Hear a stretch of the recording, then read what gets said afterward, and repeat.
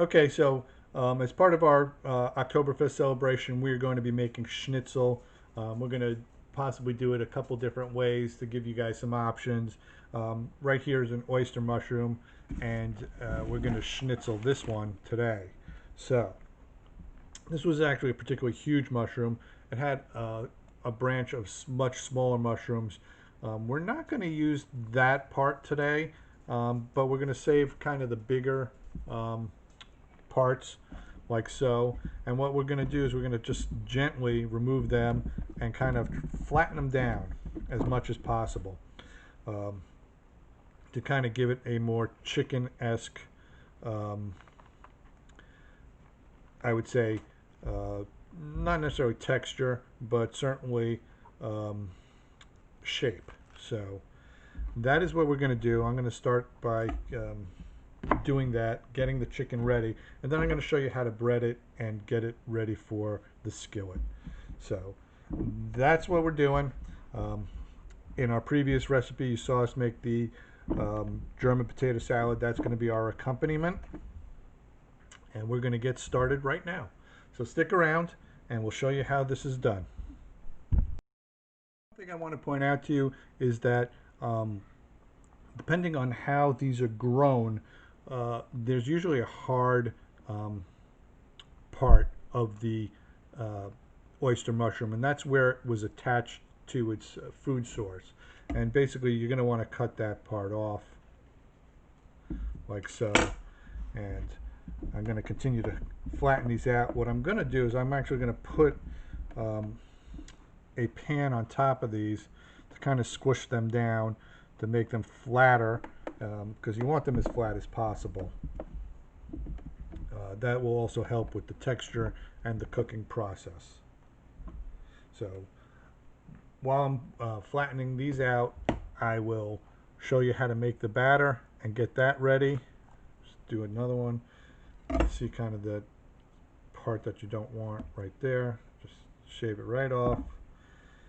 This one I might cut down just the middle a little bit. Open it up just to help it. And we're just going to keep flattening these. So I'll be back, show you how to make the batter in a blink of an eye. Okay, so we have to make an egg replacement batter since schnitzel is traditionally cooked in egg. And what I have in here is a half a cup of chickpea flour, and to that I'm adding a half a tablespoon of the Trader Joe's chickenless chicken flavoring. It's a seasoning salt, just so you can see it. I'm going to whisk that together, and then I'm just going to add half a cup of water. You want this like thin, as if you were had like an egg wash basically, and it kind of looks like an egg wash. Since we're trying to mimic chicken schnitzel here, as opposed to using veal or some other type of product. They make it out of pork as well. My grandmother used to make it out of turkey. She was a terrific cook, and she was kind enough to make some for me when I visited her way back when I was in college. So that's going to be our egg wash, and now we have to make the breadcrumbs. Okay, so in my dish I've got about, I'd say, half a cup to 3/4 of a cup of panko breadcrumbs. These are vegan, obviously, and gluten-free, which is a very difficult combination to come across.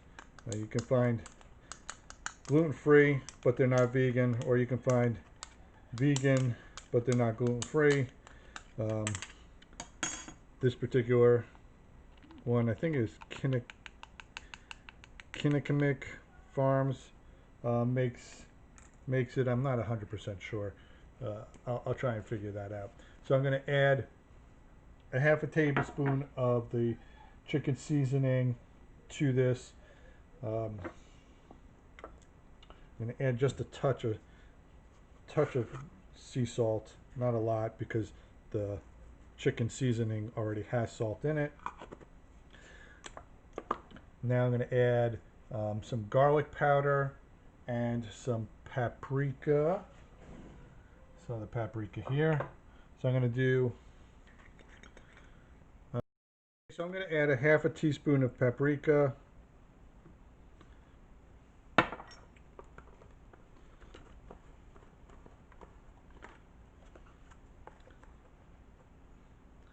A quarter teaspoon of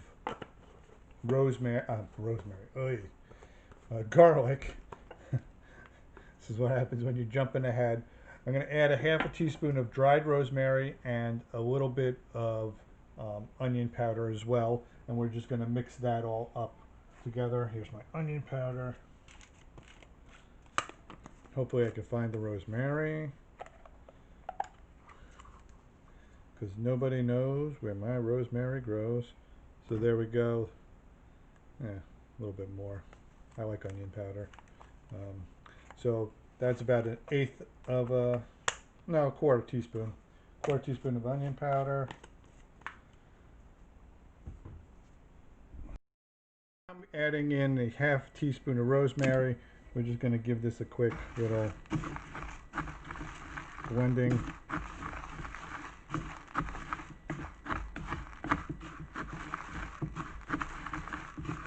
And that's basically it. Then it's dunk, coat, and fry. And voila, you will have your schnitzel.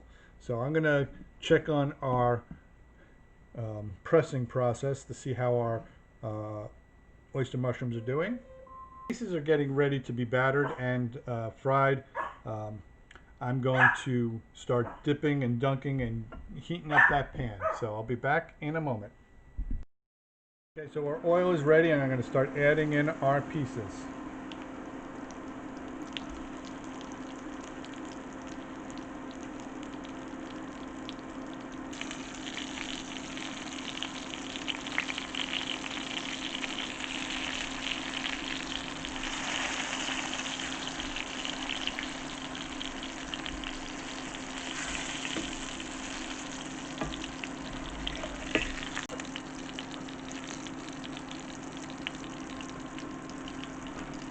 Okay, now we can start turning our first pieces over. Oh, look at that. It's exactly what you want. Nice golden crisp.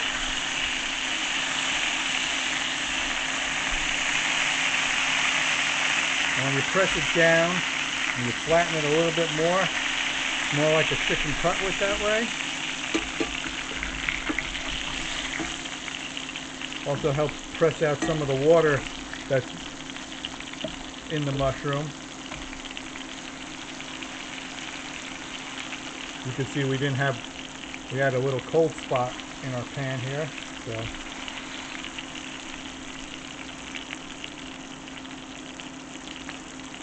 while this is cooking, I'm going to batter up the rest of our mushrooms and get them ready for the pan. So stick around.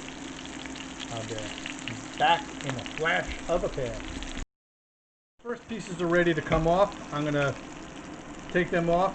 I'll put them on a plate, drain them a little bit, and I'll get the next pieces in, and then I'll show you how to finish this dish off. The pan is running a little bit low of oil, so I'm going to add just a touch more to it. These things tend to absorb quite a bit. Okay.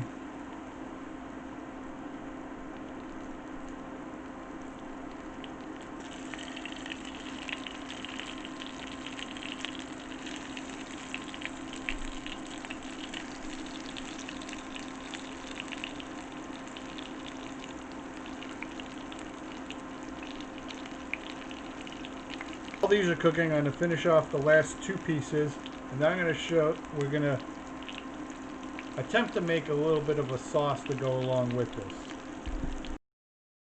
You can see our pan's gotten a little too hot here. They're cooking a little bit faster than I like. Well, I don't mind it a little bit darker. Doris definitely does. Mine. So I'm going to leave the perfect pieces for her. These are the last that we have. We're going to kind of smush these down. Make sure they're finished. It's almost done.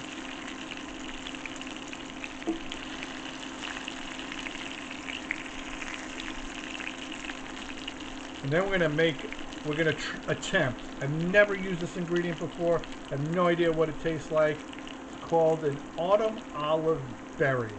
It's from a tree that is an invasive species here. If you see them, you should pick, well, let's say this. If you know what you're looking for, you should pick the fruits and eat them. Otherwise, buy them from a forager because you don't want these trees spreading. They're kind of like, if you're from New Jersey, you know what a Hoboken palm is. It's a tree like that where the berries just get scattered all over the place, and the trees grow like wildfire and basically crowd out the natural flora in your area. So I'm going to finish this off. I'm going to take them off the pan, and then I'm going to show you how to make, I'm going to try, I don't know, we'll see how it goes, a sauce to go on the schnitzel. These are our final two. We've taken them off, and I'm going to start by making the autumn olive berry sauce.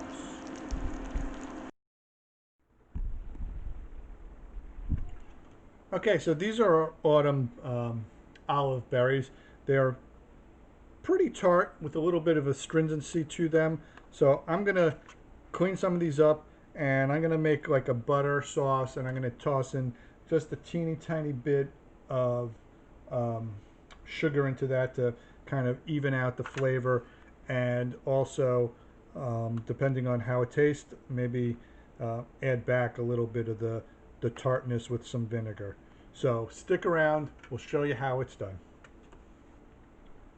Full of autumn olive berries. Now this is something I'm not familiar with, have never used it before, never actually seen it before, but our friend at the Forage Feast, Dan,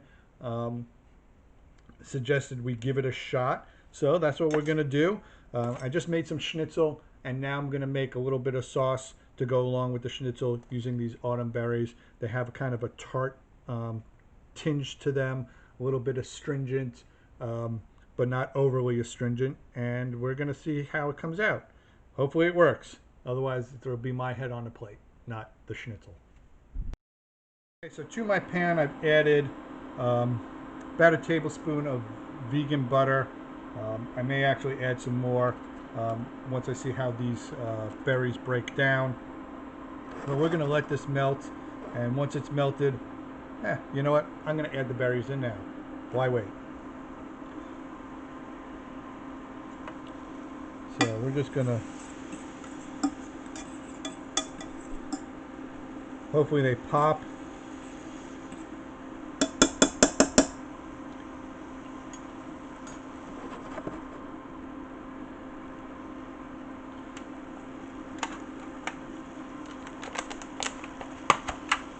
Add a few more. Why the heck not?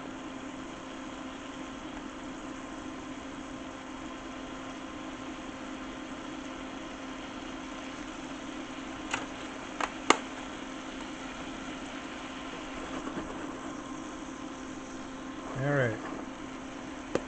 So our berries are cooking. I'm going to add a little bit more of our vegan butter. Just a pinch of salt.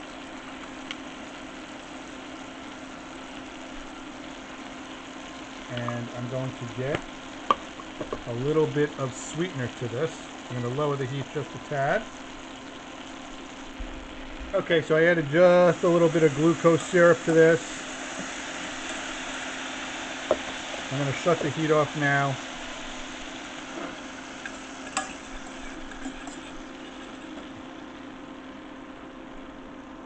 Mm.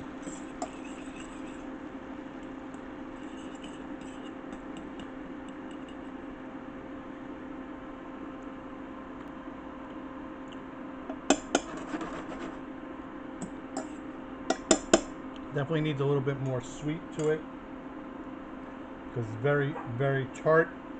So I'm going to add a little bit more sweetener and it'll be done. Okay, so here's the final product, the autumn olive berry sauce. It's sweet and tangy. Kind of has this sour note to it that it's hard to describe, but it's good. So here you have the final product. We got our oyster mushroom schnitzel. I put some of the autumn olive berry sauce on top. Got some German potato salad in there as well. And I'll say that Oktoberfest is off to a great start.